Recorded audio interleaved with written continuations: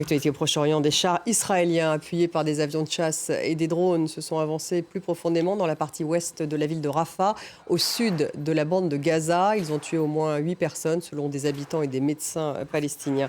On va tout de suite à Jérusalem retrouver notre correspondante Claire Duhamel. Claire, bonsoir. Est-ce qu'on peut dire que les combats ont repris dans le sud après une trêve relative ? Bonsoir Stéphanie.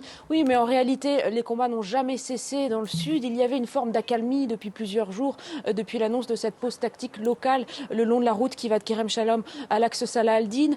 Mais les habitants palestiniens disent que cela ne changeait pas grand-chose à leur ressenti de la situation sécuritaire. C'est une zone qui a été largement évacuée des civils. Les civils, ils sont désormais principalement dans le centre de la bande de Gaza.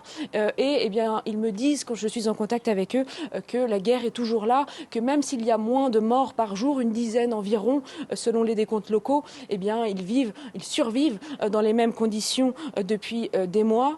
Et puis, aujourd'hui et depuis hier même, l'ONU a formulé de vives critiques quant à cette pause tactique locale. L'un de ses porte-parole, Farhan Haq, a estimé que le point de passage de Kerem Shalom, je cite, fonctionnait avec une capacité limitée mardi, notamment à cause des combats, malgré donc cette pause tactique. Et l'ONU appelle à ce que cette pause tactique permette l'arrivée de davantage d'aide auprès de la population civile palestinienne. L'armée israélienne, Claire, affirme se préparer à une possible offensive au Liban contre le Hezbollah qui lance de nouvelles roquettes vers le nord d'Israël. Est-ce qu'effectivement on est dans une escalade et est-ce qu'il y a un risque de guerre totale ? En tout cas, les échanges de tirs et les menaces de part et d'autre de la frontière se font désormais quotidiennes.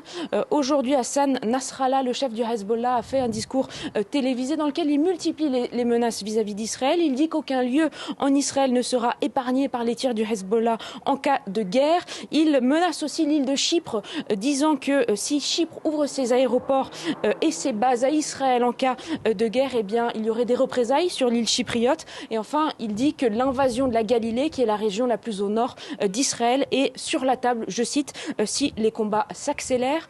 Côté israélien, les menaces se multiplient aussi.